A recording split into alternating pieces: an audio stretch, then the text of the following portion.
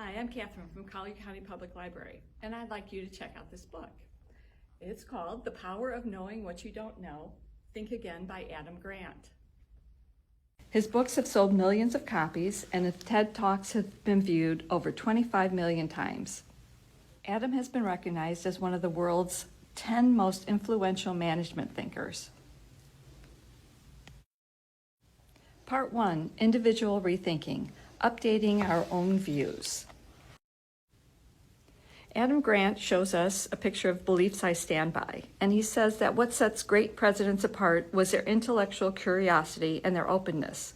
They read widely, and they're eager to learn about developments in biology, philosophy, architecture, and in domestic and foreign affairs. They were interested in hearing news and views and revisiting their old ones.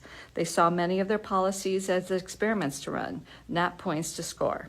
And although they might have been politicians by profession, they often solve problems like scientists.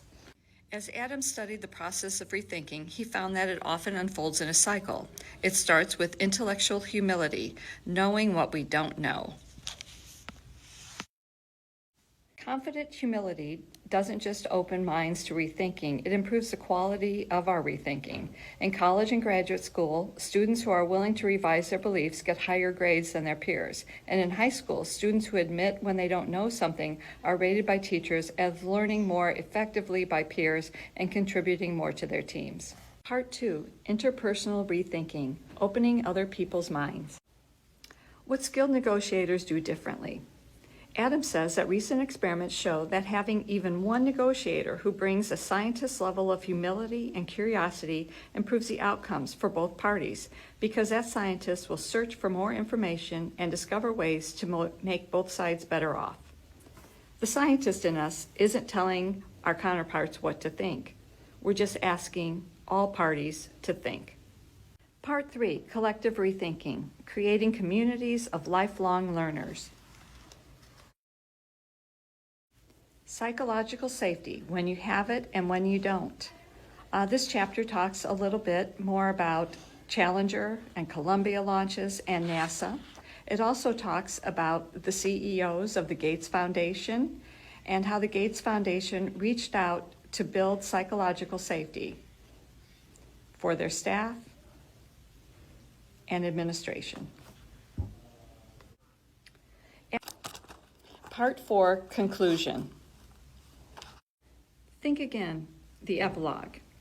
Adam Grant says that what bothers him most about conclusion is the finality.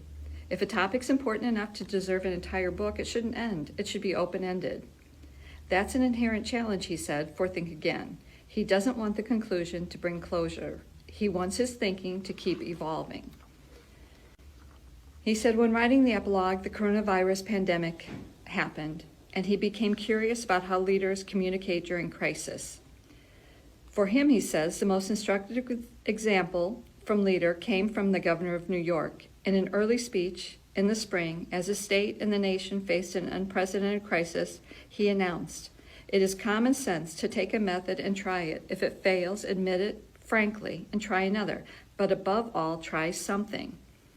It didn't happen during the coronavirus pandemic, and it wasn't Governor Andrew Cuomo. This was Franklin Delano Roosevelt, and it was during the Great Depression. It was 1932, and the country was reeling from the Great Depression. And in a commencement speech at a small university in Georgia, in the most memorable line from the speech, FDR argued that the country demands bold, persistent experimentation, and that became a touchstone of his leadership. If you'd like to check out this book, you can reserve it at Collier County Public Library, or you can check out other books like this in our Dewey Decimal System in the 153 area of our nonfiction titles.